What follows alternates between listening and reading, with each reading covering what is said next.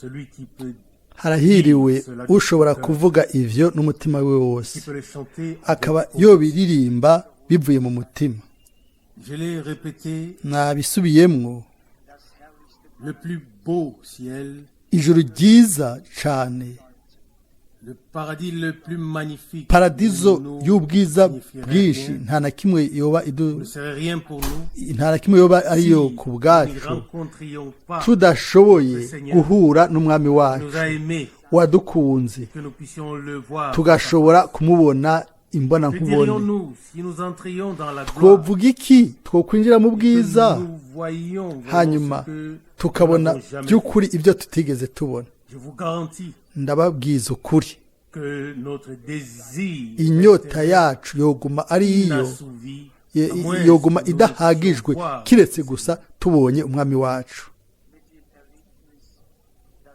Et je l'ai dit, nabivuze kubihuye n'umwiza ubwiza uwo mwene data Branamu yabonye igihe ari muzima yatwagwa muri paradizo, hanyuma akabona irijya gugu ry'abantu benshi bambaye impuzu zera, maze buno nyene arabwira marayika wariko aramuherekeza, aramubwira ati ndagomba kubona Yesu.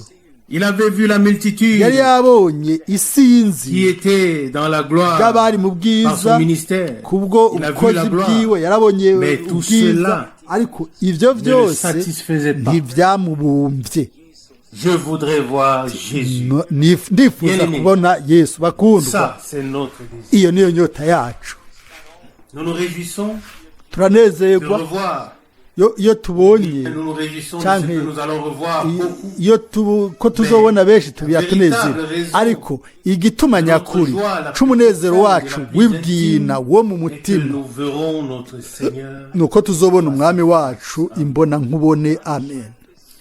Jean l'écrit dans sa lettre. Yohana arandika mu cete ciwe Ce que nous serons ivyo n'a uko pas tuzomera encore été manifesté. ntikurahishurwa, Mais ariko quand cela sera manifesté, igihe alors nous bizohishurwa, serons semblables à lui. rero Car tuzoba dusa nawe kuko nous le verrons tel tuzomubona uko ari. Amen. selon 1 Jean chapitre 3 verset. Yohana wa mbere gatatu umurongo wa kabiri. Nous ne Bakundwa, pouvons pas mesurer la Titwo- grandeur de ce moment. ushobora gupima ubunini bwa kiriya gihe ingene buvuzwe mu majambo, Nous voulons par la ariko prédication kubw'ubutumwa bwiza que ceux turashaka qui yuko ont mis abo bashize leur espérance ivyizigiro byabo en Dieu, mu Mana qu'ils y soient en ce jour-là. bazobe ariho bari kuri uriya munsi, ntihagire umuntu azoburamwo. Alors que cela Mu soit gihe notre ivyo désir, ariyo notre nyota ambition yacu, à tous. icifuzo cacu twebwe twese.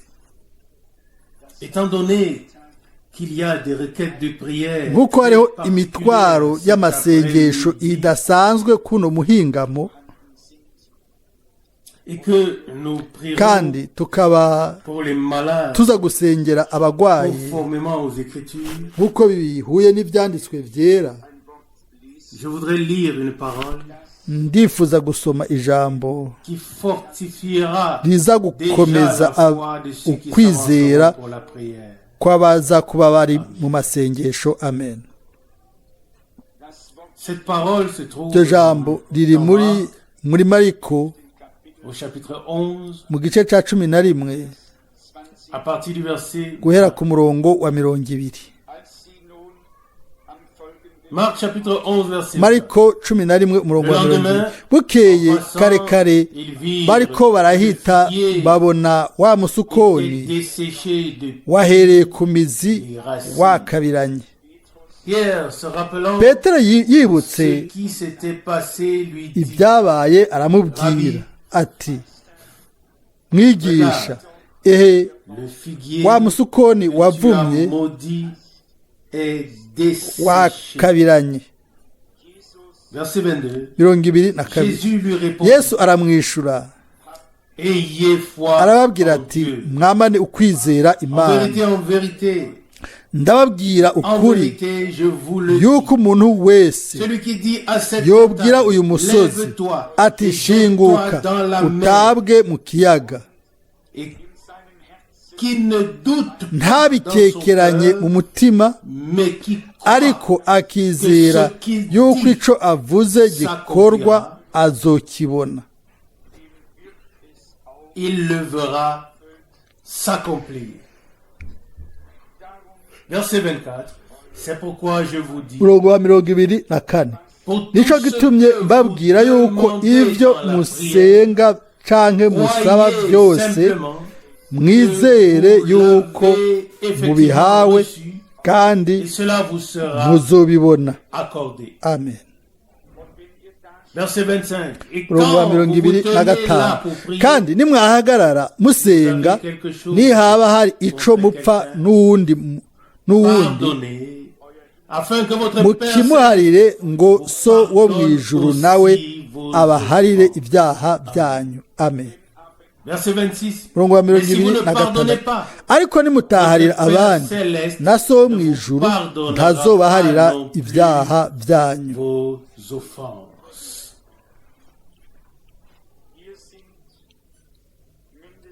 Ici, il y a au moins 3 ou 4 hano hariho ibyiyumviro bitatu canke qui ont bine été exprimés by'ishimikiro qui sont en byavuzwe ku relation bijanye avec une prière n'isengesho de Dieu iryo Imana ishobora et à kwishura laquelle kandi il peut répondre. isengesho ishobora Premièrement, guhera avant que nous inyishu. prions, nous Imbere devons y'uko dusenga pardonner dutegerezwa à tous guharira tous nos abantu erreurs. bose n'umutima wacu wose comme Dieu nous a nk'uko pardonné Imana yatugiriye en imbabazi Jésus-Christ. muri Yesu Kristo. Nous ne pouvons pas ntitwoshobora tromper Dieu. guhenda Imana. Tout au plus, nous pouvons nous tromper nous-mêmes. Igishoboka twe two kwibesha ariko ntitwoshobora kubesha Imana. Et puisque cela est ainsi, nk'uko rero bimeze nous uko voulons que la turashaka grâce nous yuko soit ubuntu accordée tubuhabwa et que nous puissions hanyuma tugashobora pardonner guharira intimement de mu tout bwina bwo cœur mu mutima n'umutima wacu pardonner wose tout tugaharira à tous. bose Par le ibintu pardon byose divin, ku mbabazi nous a z'Imana été twahawe.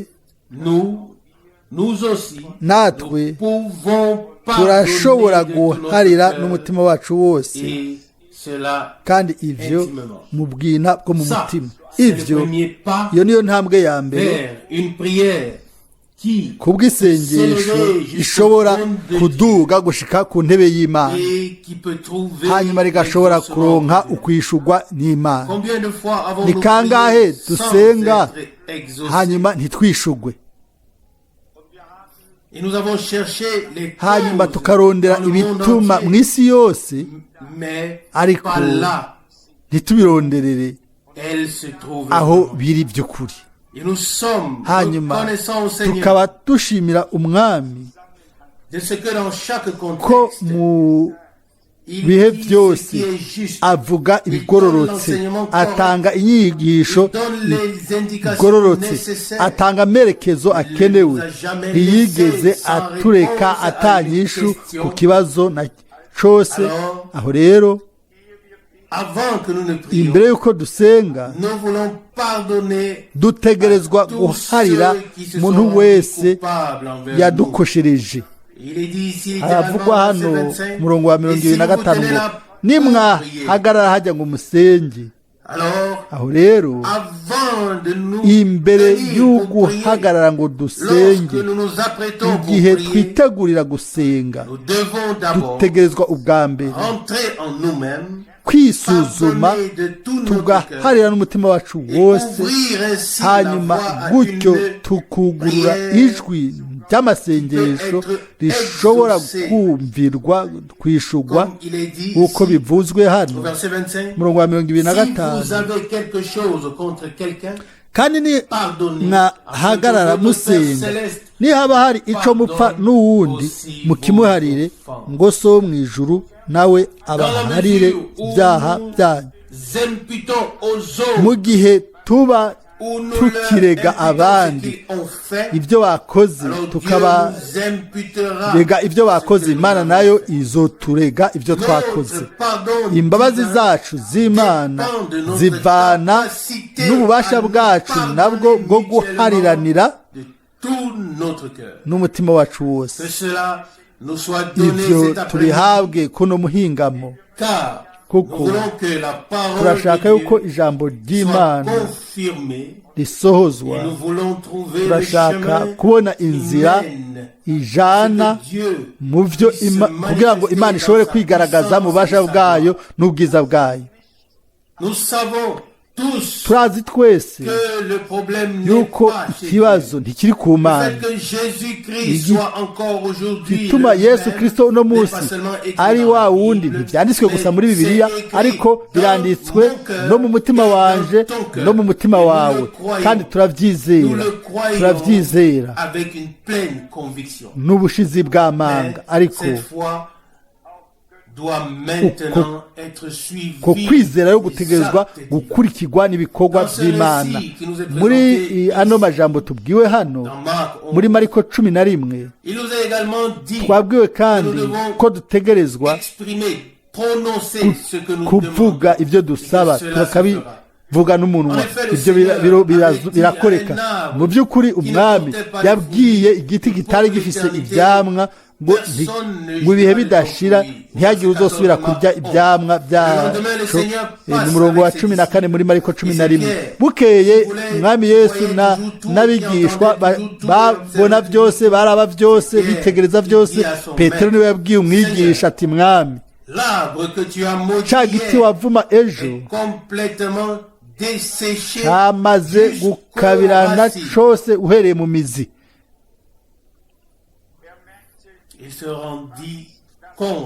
baca bamenya yuko igikorwa cy'ijambo ryavuzwe ryabaye nk'itegeko, igikorwa cyari kigaragara imbere yiwe, yari atangaye. hanyuma umwami ahindukirira abo bose bari bamuherekeje aravuga. umurongo wa 22 mwami Yesu aramwishura, ntiyishuye Petero gusa ariko yishuye bose. uno munsi ni twebwe twese aduha iyo nyishu nyene ngo mugire ukwizera mu Mana. Amina. Bakundwa, twaratahuye mu buryo butunganye yuko atari impano n'abatwaye impano bashobora gukoreshwa n'Imana gusa, ariko dushyira ibyizigiro byacu n'ukwizera kwacu mu Mana nyiri ububasha no mu ijambo ry'isezerano iryo yaduhaye. hanyuma ku murongo wa 23 ngo, ndababwira ukuri yuko umuntu wese yobwira uyu musozi ati, shinguka utabwe mu kiyaga, ntabikekeranye mu mutima, ariko akizera yuko icyo avuze gikorwa, azokibona gisohora. azokibona gisohora. ibitaragaragara n'amaso, ibitarumvikana mu matwi, turabyizera nk'uko ibyo bintu bimaze kugaragara kandi byumvikana, kuko twizera yuko Imana yarumvise gusenga kwacu kandi yaduhaye ibyo twamaze kuyisaba. Amina. uko rero niko tuzokwishurwa, tuzokwakira ibyo twizeye. nicyo gituma twasenze kandi ibyo twavuze mu kwizera avuzwe ku murongo wa 24. nicyo gitumye mbabwira yuko ibyo musenga canke musaba byose, mwizere yuko mubihawe kandi muzobibona, muzobihabwa. Amen. twebwe nk'abantu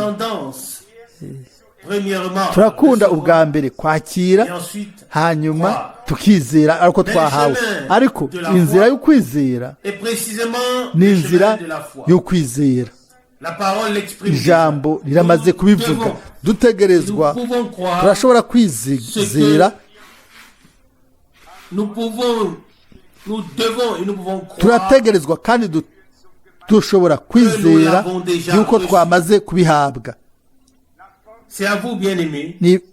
ku bwanyu bakundwa que nous nous adressons. turiko turabwira mwebwe mutegereza kwegera imbere mu kanya igihe tuza guhaguruka ku bw'amasengesho ni mwebwe Que nous voulons nous ni adresser. mwebwe tugomba kubwira souligner et kugira ngo mettre en valeur cette parole. dushimike iri Ce que jambo notre Seigneur a dit. rihabwe agaciro iry'umwami Ce yesu n'est pas yavuze l'huile d'onction que nous utilisons. si amavuta yo kubasiga tuza Ce ne sont gukoresha pas nos pitoyables si mains. ibiganza byacu bigowe Ce n'est pas notre voix tuza kubashirako kubarambikako oya si amajwi yacu forte. ou yaba qu'elle soit faible. Mais c'est la foi. ayakomeye canke ay'intege nke oya ni mu kwizera imana no mu ijambo ryayo ni mu bushizi bw'amanga mu mitima yacu mu bugingo bwacu niho by'ukuri kw'imana ari iy'ukuri mu majambo yayo yose kandi mu bikorwa byayo byose amina Que nous ne hanyuma ntituza gusa kugira ngo turabe yuko biza kugenda neza canke bitaza kugenda neza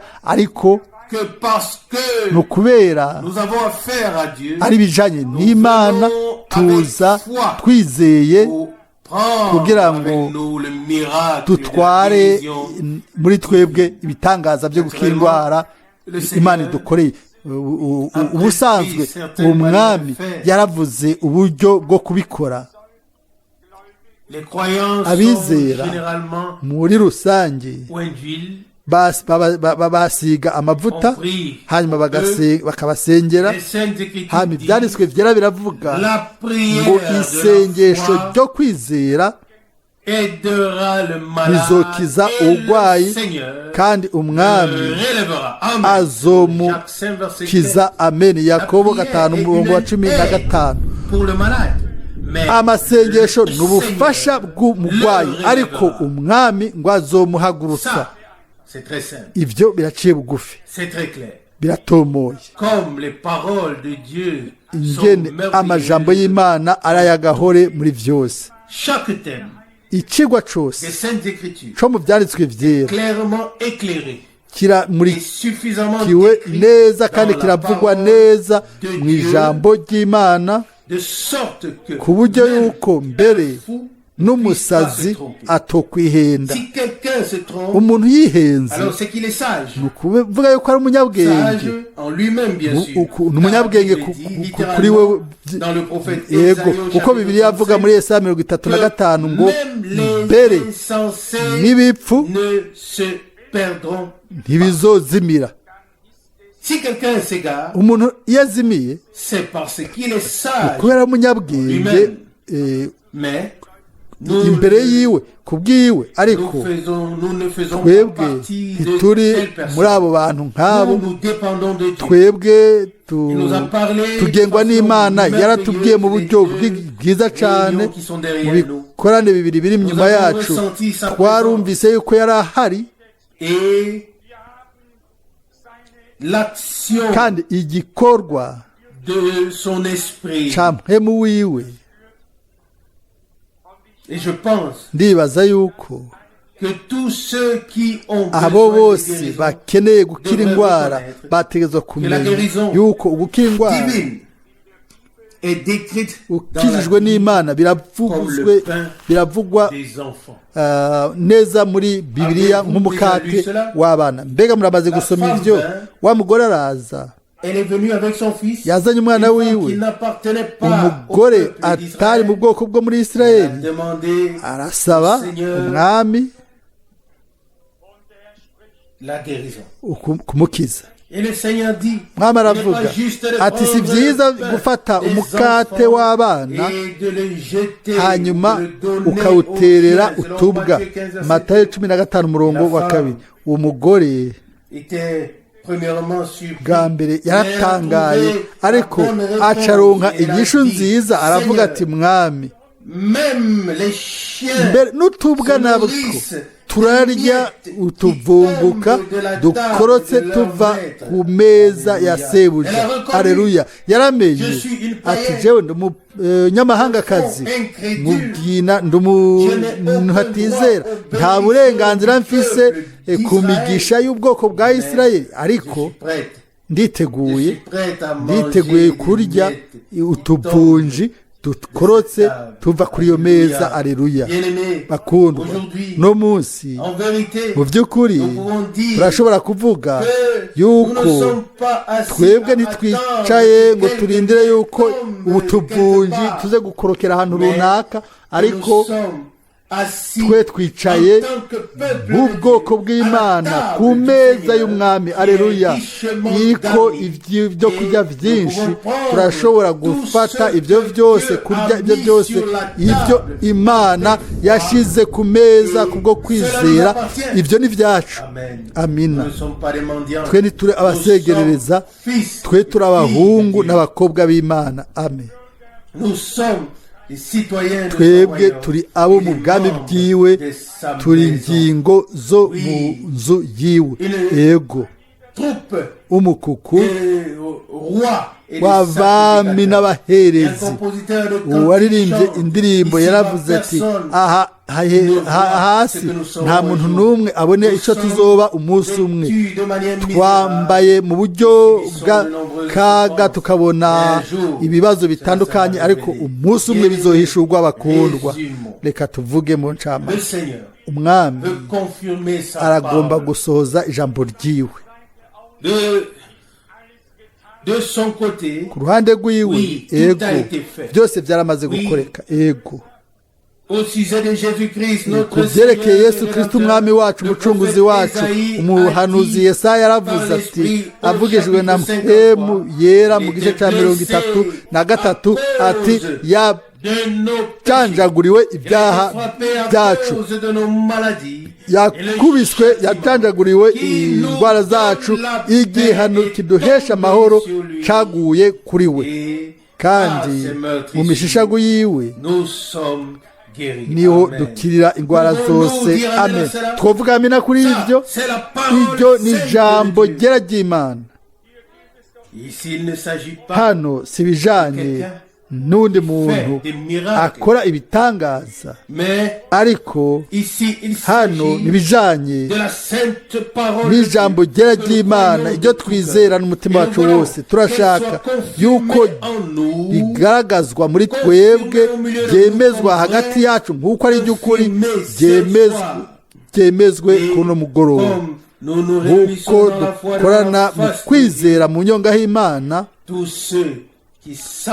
Abantu bose baza kwegera imbere, baza kugira umwimenyerezo kw'Imana ari yizigiwe, ko ijambo ry'Imana ari ry'ukuri, kandi ko no munsi agikiza indwara. Amen.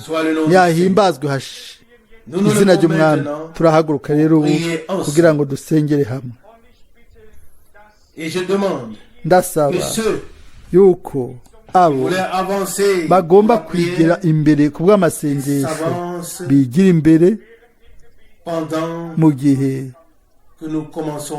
dutangura gusenga. Data wo mu ijuru, twamaze gusoma ijambo ryawe, kuri twebwe ni ryera kandi ni iry'igiciro. Jambo iryo ukwizera kwacu gushingiyemo. Mwami, nta kindi twokora gitandukanye kiretse kugutaramurira amaso we mu kwizera. Wajanjaguriwe ibyacu byaha, wakubiswe ku bw'indwara zacu, igihano kiduhesha amahoro caguye kuri wewe, kandi kubwo imishishago yawe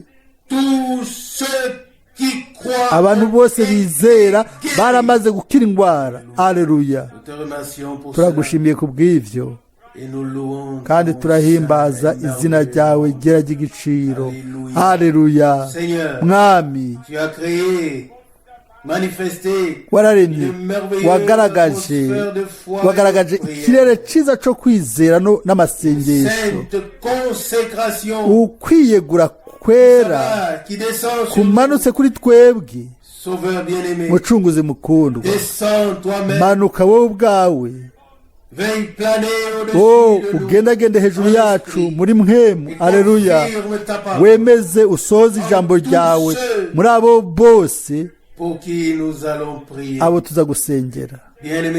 Mukundwa Mwami, Que toute incrédulité soit bannie, ukutizera kose gukugweho, tout doute, gukekeranya kose, tout droit de Satan, uburenganzira bwa satani ou bwose que Satan bukugweho, voudrait faire valoir ibyo satani agomba dans l'esprit, l'âme ou le corps. gukora byose muri muhemu, mu bugingo no mu mubiri, yaratakaje ubwo burenganzira kuko Yesu Kristo yararishe ikiguzi c'inkomezi. Amen. Mwami, Nous te demandons de turagusavye faire miséricorde gire en imbabazi cette heure. muri ino saha, Accorde-nous uduhe pardonner tous ceux guharira qui sont abo bose envers nous. badukoshereje, baducumuyeko. S'il y a encore quelque chose Nimba hariho ikindi de tel dans kintu notre cœur, umutima wacu kigwana maintenant, kirega umuntu, o mwami ugikure, mana yizigiwe, ugikureho kugira ngo ijambo ryawe ntirigume ritagira icyo rikoze,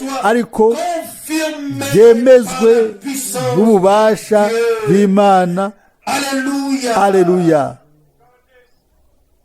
Seigneur, Mwami, agis ukore dans toute l'assemblée mu ikoraniro et en ryose, particulier na ici cyane cyane hano où l'on prie pour les aho malades. tuza gusengera abagwayi. Nous te remercions Turagushimiye de ce que la yuko foi ukwizera s'est élevée kwaduze. et te Amen. touche Kandi maintenant. ugukoze ko. Aleluya. O mwami wizigiwe, Si tous ceux qui yaba se abo sont bose avancés, bibegeye imbere exprimer avec foi ibyo bavuga mu kwizera, igituma basenga convaincu de bafise l'avoir ubushizi reçu, bw'amanga ko babihawe, alors aho rero cela ivyo leur sera baraza accordé. kubihabwa.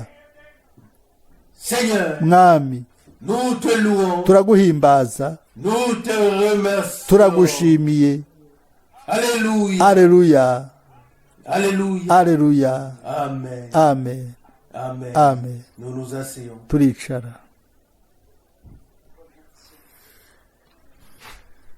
De tout cœur, je N'umutima remercie le wose Seigneur ndashimiye umwami pour ce qu'il a fait. kubw'ivyo yakoze. Et je vous remercie Ndabashimiye de ce que nous avons pu, d'un commun yuko accord, duhuje umutima n'inama présenter devant la face de twazanye Dieu mu les nyonga besoins, y'Imana les préoccupations ibi de byo nos frères et de nos dukeneye, imyitwariko ya bene data na bashiki bacu. Amen. sœurs. Tant que mu nous gihe n'avons pas cyose besoin de l'aide de Dieu, tutaba dukeneye ubufasha bw'Imana, tudakeneye ugukira indwara cyangwa ikintu icyo ari cyo cyose, ntidushobora gupima mesurer la gravité de la ingene situation de ceux qui sont dans le besoin. ibintu biba bikomeye ku bari mu bukene. Bakundwa, twotegerezwa nk'uko umwami wacu abivuga kugira ubumwe, kugira imbabazi, impuhwe bamwe n'abandi, tugatwaranira imitwaro bamwe n'abandi, kugira ngo dusohoze icyagizwe cya Kristo. Mu Bagalatiya 6:2 havugwa ku mucunguzi wacu mu cete c'Abaheburayo mu gice cya 2 mu mirongo ya nyuma ngo yabaye umuherezi mukuru, yabaye umuherezi mukuru kugira ngo agire imbabazi mu ntege nke zacu zose. Mu Baheburayo 4 umurongo wa 15 haravugwa ku mwami ngo mu bukozi bwiwe ubwoko bwari dodomba. Bakundwa, nimba umuntu afise amaso ameze neza atogirira impuhwe kuri wa wundi atafise ayo maso, aho rero Imana igomba gukora ikintu muri twebwe. Nimba umuntu afise amatwi abiri yumva ntiyumve, ntagire imbabazi mu mutima, ukuntu umuntu atafise ayo matwi, aho rero Imana iragomba gukora ikintu muri twebwe. Ego bakundwa, birakwiye yuko tugera ku ahantu aho urugingo ruba rufataniye n'urundi rugingo ku buryo dushobora gutahura ico Pawulo yavuze mu Bikorino ba mbere igice ca 12. Iyo urugingo rumwe rubabaye, aho rero umubiri wose urababa. Abikorino ba mbere 12:26 ni ryari tuvyumva, de faire un peu de mal au petit doigt.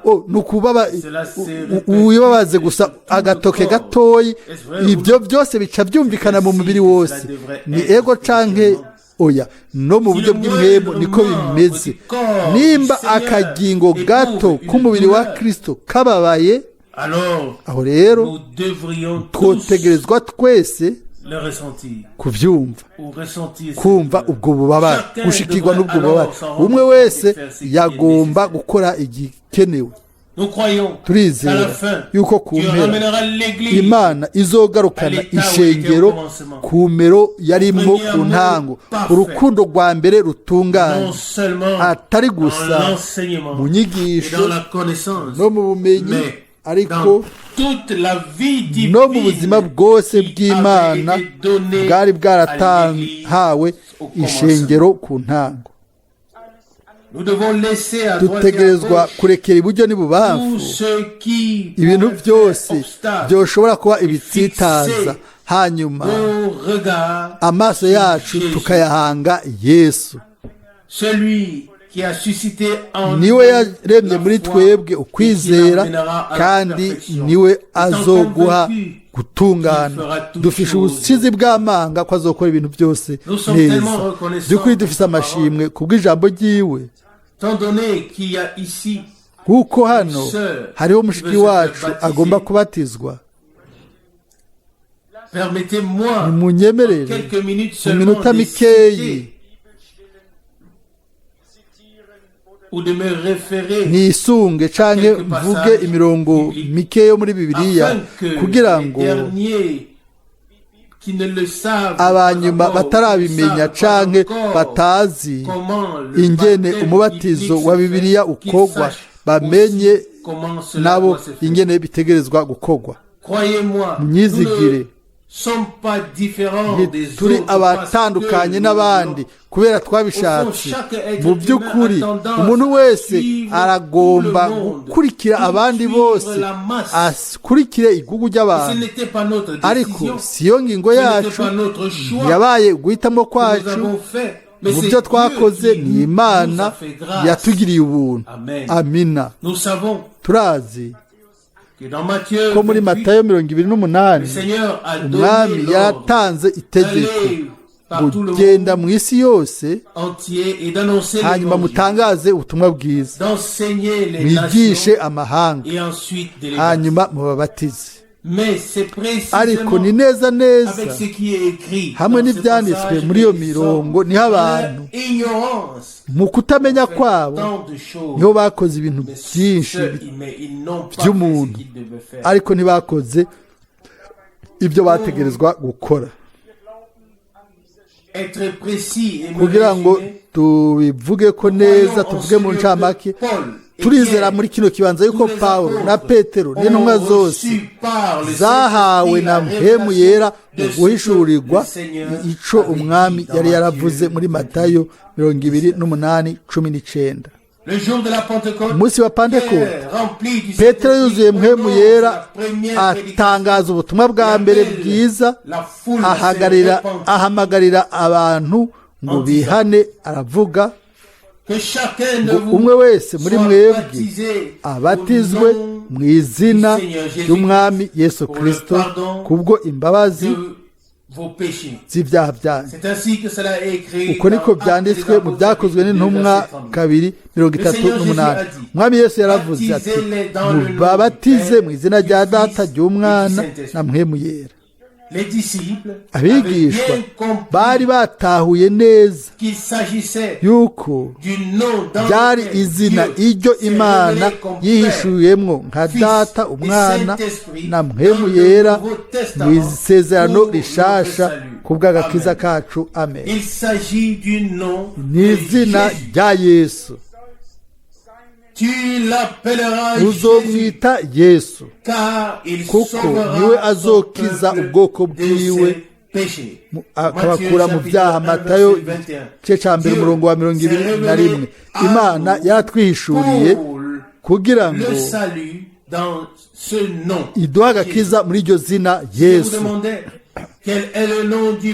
Nubabaza nti mbega izina rya data ry'umwana et du Saint-Esprit. rya mpwemu yera ni Alors, iryahe vous devriez me aho rero donner une mwotegereza réponse. kumpa igishu Vous ne pourriez pas répéter ce que ntimwoca j'ai demandé. musubiramwo ibyo nabajije mwoca mumpa inyishu Et les disciples ont reçu la abigishwa réponse. bararonse inyishu Voici le nom. ngwehe ngiri zina riri hejuru y'ayandi mazina yose amina mwami yesu wacu Je yaravuze suis ati venu au nom naje mu izina de mon Père, rya data et vous ne me recevez pas. ntimwanyakira Mais si quelqu'un vient, ariko nihagira undi muntu aza mu izina ry'iwe bwite vous l'acceptez. we Vous muzomwemera l'accepterez. muzomwemera Et il dit, Père, aravuga ati data garde-les. ubazigamire mu izina ryawe iryo wampaye Et il prie. arasenga Glorifie ati ton nom. ushimagize izina ryawe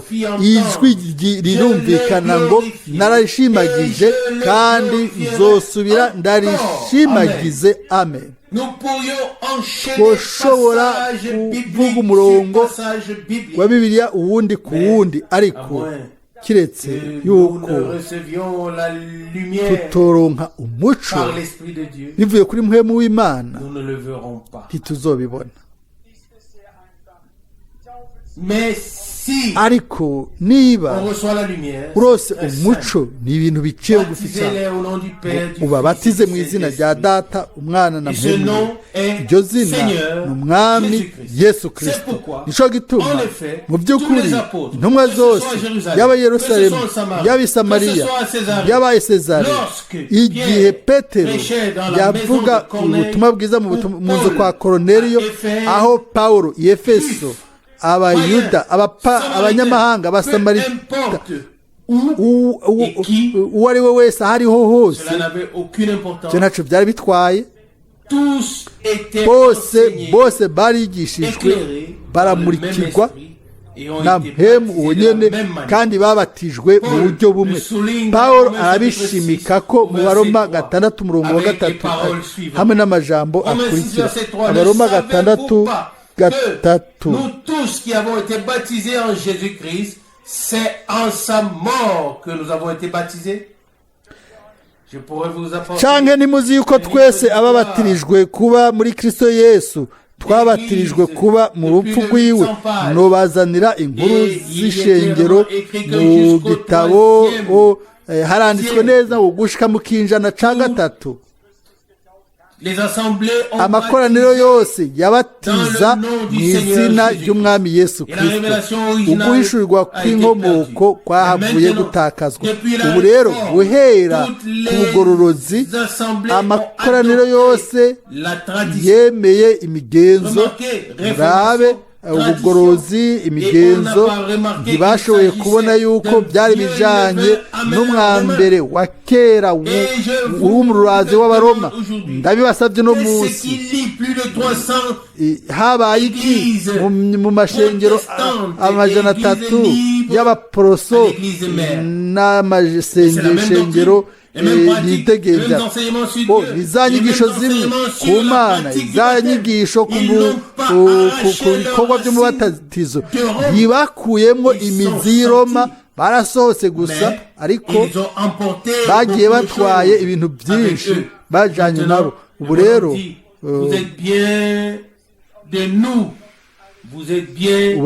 umuroma aravuga ati murabi wacu murabacu amaboko yacu aruguruye nimugaruke mwese ariko ku isi hariho umugeni w'umwagazi afise izina ry'umukwe nimba yesu kirisito yabaye umukwe w'ubugingo bwawe aho rero izina ryiwe rigomba kuba iry'igiciro ku bwawe aleluya aho rero si bijanye rero nimero canke zina agiye hamwe ariko Imana ihabwa icyubahiro ayo mazina yose akoranirwa arakorwa mu bumaji bwose mu bupfumu no mu nsobanuro zose hose ngo izina rya data ry'umwana rya mpwemu yera jewe ubwanjye nabwiye abantu ababaye ibyabona b'ibyo bintu ndabaza nta na kimwe mwabonye muzi ibyo abajya abantu bavuze bati il s'agissait de Dieu.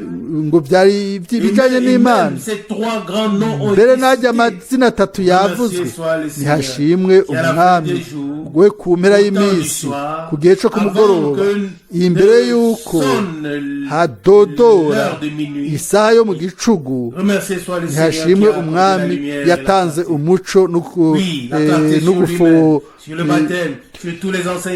ku nyigisho zose za bibiliya ku mana turafise amashimwe ku mwami ku bw'ibyo nimba hagati yacu hakiriho abantu bataramenya neza batarabatizwa nk'uko bibiliya ivuga mu izina ry'umwami Yesu bakundwa ibyo ntibisobanura yuko muba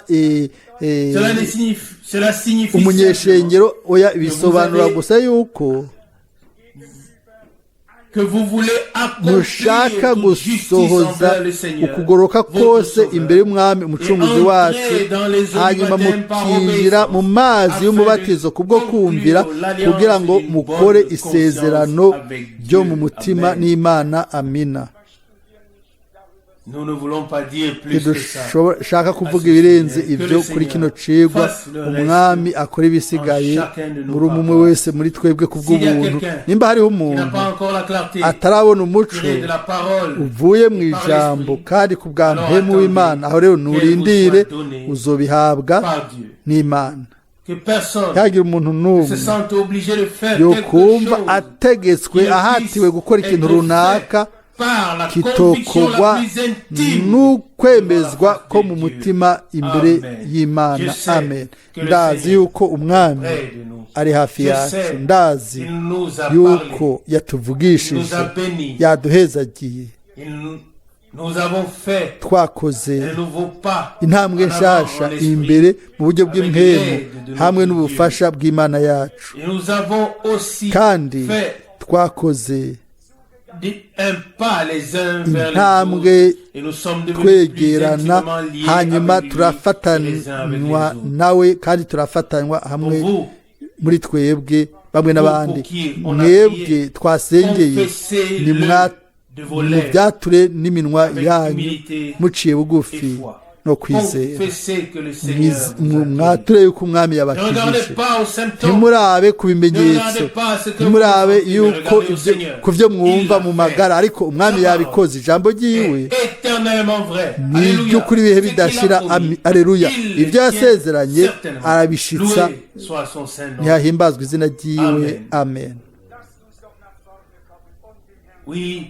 yego tuze imbere kandi dushimira umwami twese hamwe kubw'ibyo yakoze byose. Data wera, turagushimiye n'umutima wose kubw'ino minsi, kubw'ano masaha y'imigisha, kubwo kutuba hafi, kubw'amajambo yawe mwamutubwira. byose biba bitomoye kuri twebwe. haguma haka umuco kundi gusha imbere yacu no mu nzira uturongoramo. jambo ryawe riba iry'igiciro kuri twebwe, mwami mukundwa, mucunguzi. duza mu nyongawe imbere yacu twese, utuherekeze, uturongore, uduha amahoro yawe n'imigisha yawe, kandi ube kumwe natwe. haleluya. mu izina rya Yesu. amen. amen.